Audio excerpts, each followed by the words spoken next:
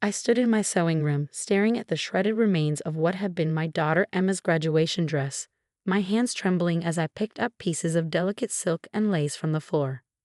Hundreds of hours of work, destroyed in minutes by a woman who had never accepted us as family. She doesn't deserve a special day.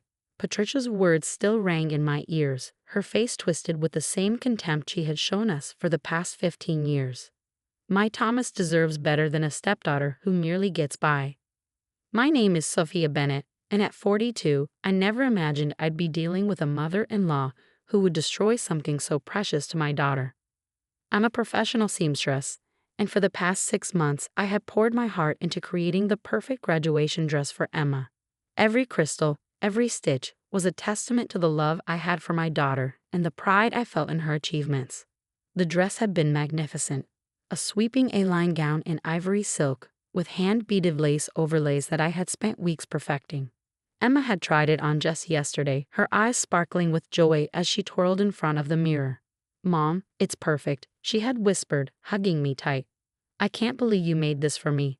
But now, less than 24 hours before her graduation ceremony, it lay in ruins. Patricia had waited until Emma was at her final graduation rehearsal, until my husband Thomas was at work, to make her move. She had used her spare key, the one Thomas had insisted she keep for emergencies, to enter our home and destroy months of work. I picked up my phone, my hands still shaking, and called Laura, my best friend and fellow seamstress. She did what? Laura's voice crackled through the speaker, thick with disbelief and anger. "Sophia, you need to call the police. This is destruction of property." "It wouldn't matter," I replied, my voice steadier than I felt. "Thomas would never press charges against his mother. You know how he gets when it comes to her." It was true, my husband, for all his wonderful qualities, had a blind spot when it came to Patricia. Years of manipulation had left him unable to stand up to her, always finding excuses for her behavior. "Then what are you going to do?" Laura asked. "Emma's graduation is tomorrow morning." I took a deep breath, looking at the calendar on my wall. Next to tomorrow's date, I had written Emma's big day surrounded by little hearts. My daughter, who had worked so hard despite Patricia's constant belittling, deserved her moment to shine. "Remember Project Phoenix?" I asked Laura, a small smile forming despite everything. "The backup dress?" Laura gasped. "You actually made it." "I did," I confirmed, walking to my storage closet and pulling out a garment bag I had hidden behind winter coats. "I've been working on it in secret for months. After Patricia ruined Emma's art project last year, I knew she might try something like this." Inside the bag was another dress, even more beautiful than the first. While the original had been traditional, this one was bold. A deep midnight blue silk that shimmered with thousands of tiny crystals like a star-filled night sky. I had worked on it during lunch breaks and late at night, knowing that Patricia's jealousy might drive her to do something drastic. "Oh, Sophia," Laura breathed when I sent her a photo. "It's stunning." "But what about Patricia? She'll be at the graduation." "Let her come," I said, feeling a surge of determination. "It's time she learned she can't break us. Emma's stronger than she thinks, and so am I." Just then, I heard the front door open and Emma's voice called out, "Mom, I'm home." "In the sewing room, sweetie," I called back, quickly zipping up the garment bag with the backup dress. I heard her footsteps approaching and braced myself for her reaction to the destruction. Emma stopped in the doorway, her eyes widening as she took in the scene. The scraps of ivory silk scattered across the floor, the broken beads, the shredded lace. "Mom," she whispered, her voice breaking. "The dress. What happened?" I crossed the room and pulled her into a tight hug. "Patricia happened," I said softly, feeling her body tense at the name. "But don't worry, honey. She hasn't won. Not this time." Emma pulled back, wiping tears from her eyes. "But graduation's tomorrow. Everyone's expecting. I can't jest." I cut her off by reaching for the hidden garment bag. "Your grandmother underestimates us both," I said, unzipping it slowly. "She always has. Maybe it's time we showed her exactly what we're capable of." As I revealed the midnight blue dress, Emma's gasp of surprise turned into a sound of pure joy. "Mom," she breathed, reaching out to touch the crystalline bodice. Did you make this too?" "I did," I smiled, watching her face light up. "Because you deserve not just a special day, but an extraordinary one. Patricia can destroy a dress, but she can't destroy who you are or what you've achieved. The front door opened again, Thomas coming home from work. Soon, I'd have to explain what his mother had done, face his excuses, his attempts to minimize her actions. But for now, I held my daughter close, both of us admiring the dress that represented more than just a graduation gown. It was a symbol of resilience, of preparation, of refusing to let anyone dim our light. Try it on, I urged Emma, knowing Patricia's reaction tomorrow would be priceless. Sometimes the best revenge isn't confrontation, it's being prepared for whatever life, or spiteful mother-in-laws, might throw at you. Little did Patricia know, her attempt to ruin Emma's graduation was about to backfire spectacularly. The morning of Emma's graduation dawned bright and clear. I was putting the final touches on her makeup when I heard Thomas's sharp intake of breath from the doorway. He stood there, staring at Emma in the midnight blue dress that seemed to capture the light and transform it into something magical. That's not the dress I saw last week," he said slowly, his brow furrowing in confusion. "What happened to the ivory one?" Emma tensed beside me, but I kept my hand steady as I applied her mascara. "Why don't you ask your mother?" I replied calmly. "She used her emergency key yesterday while we were out." Thomas's face paled. "Mom wouldn't. She couldn't have."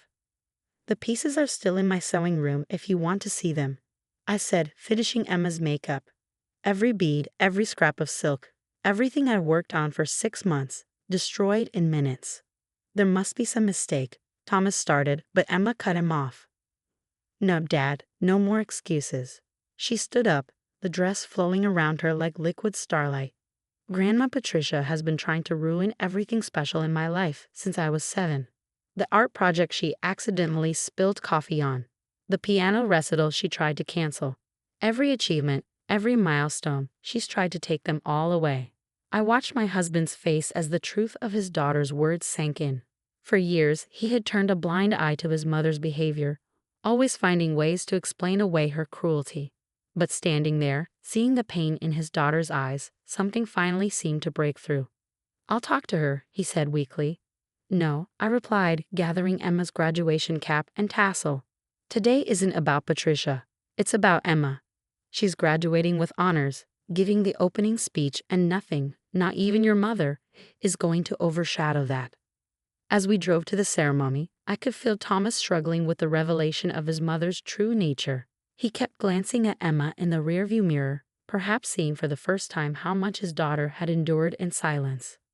We arrived at the school auditorium early. Emma needed to meet with the other student speakers. As she walked away, her blue dress drawing admiring glances, I spotted Patricia and her husband, George, near the entrance. Her face, when she saw Emma, was a study in thwarted rage. "What is she wearing?" Patricia hissed, grabbing Thomas's arm as we approached. "That's not the dress that you showed me last week." "No," I said pleasantly, loud enough for nearby parents to hear. "That dress had an unfortunate accident yesterday when someone broke into our house and destroyed it. Thankfully, I always have a backup plan." Patricia's face flushed red. Several parents turned to stare, whispers breaking out among the crowd. George, who had always seemed oblivious to his wife's schemes, looked confused. "What do you mean someone broke in?" he asked. "Oh, not broken exactly," I clarified, smiling sweetly at Patricia. "They used a key, an emergency key that only family would have. Isn't that right, Patricia?" Before she could respond, the principal announced it was time to take our seats. As we filed into the auditorium, I could hear Patricia furiously whispering to Thomas, no doubt trying to spin another tale of innocence and misunderstanding. But when Emma took the stage for her opening speech, resplendent in her star-studded gown, even Patricia fell silent. My daughter stood at the podium, her voice clear and strong as she addressed her graduating class. "Life isn't about the obstacles people put in our path," she began, her eyes finding mine in the crowd. "It's about how we choose to overcome them. Sometimes the people who should support us the most are the ones who try to hold us back. But true strength isn't in never falling. It's in rising every time someone tries to knock us down." I saw Thomas wipe a tear from his eye, finally hearing what his daughter had been trying to tell him for years. Patricia sat rigid in her seat, her face a mask of barely contained fury as Emma continued to speak about resilience, about facing adversity with grace, about the power of preparation and perseverance. When Emma finished, the applause was thunderous. As she walked back to her seat, her dress catching the light like a cascade of falling stars, I caught Patricia's eye. For the first time in 15 years, I saw something new in her expression.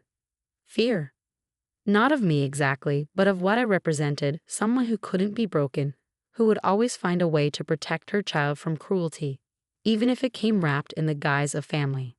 The rest of the ceremony passed in a blur of names and cheers. When Emma walked across the stage to receive her diploma, she didn't just walk, she glided, every step a quiet declaration of victory.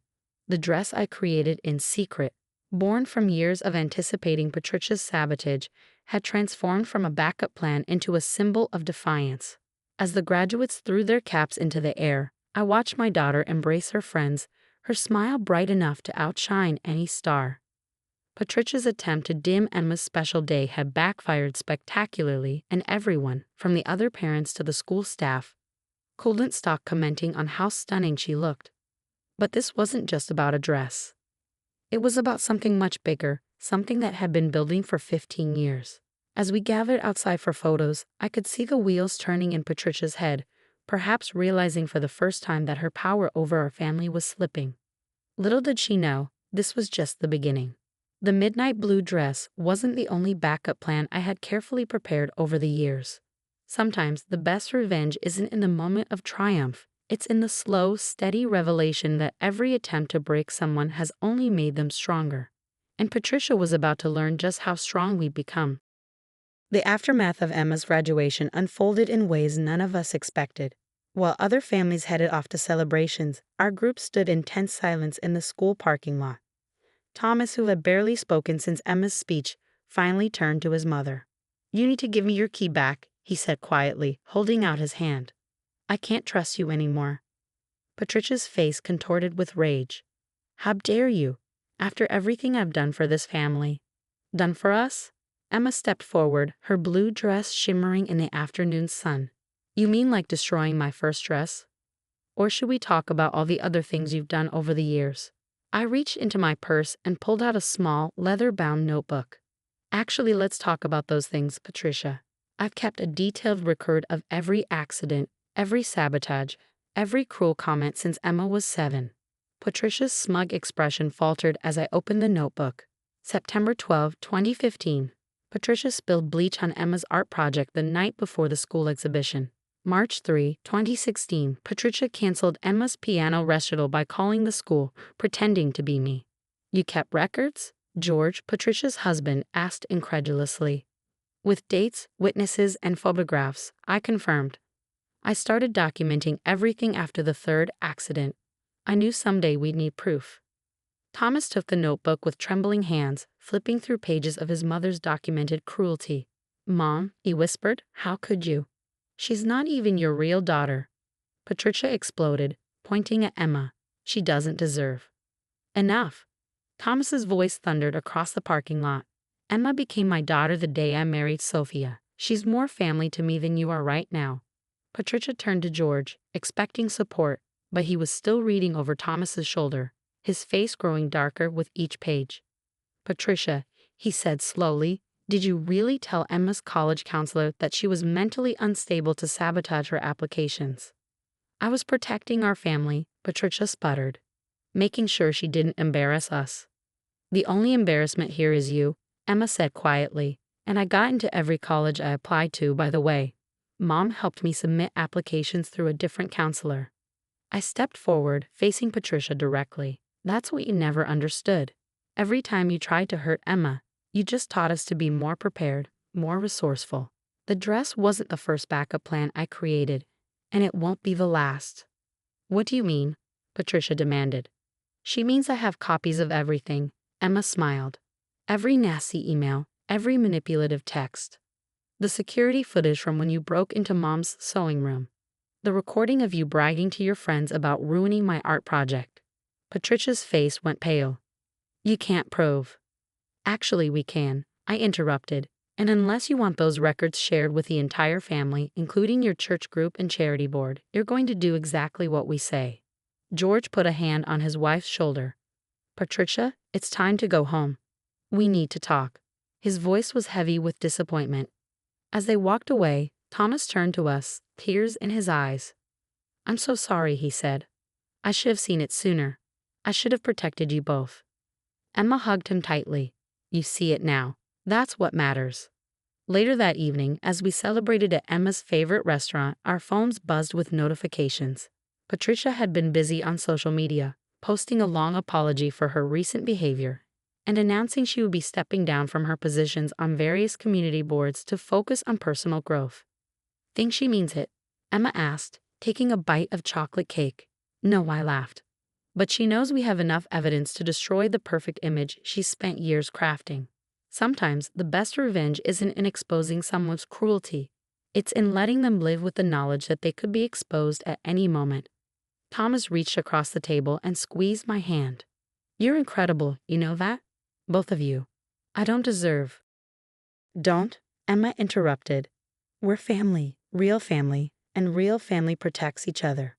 As we drove home that night, Emma still radiant in her midnight blue dress, I thought about all the years of careful documentation, of creating backup plans, of teaching my daughter to rise above cruelty with grace and preparation.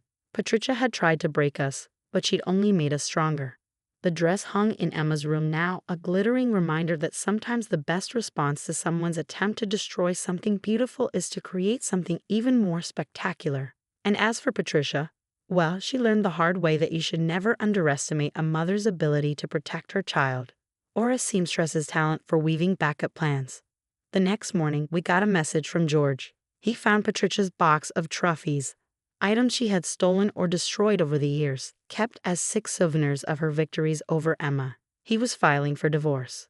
Sometimes justice comes in unexpected ways, and sometimes the most satisfying revenge is simply being prepared for whatever life or spiteful mothers-in-law might throw at you.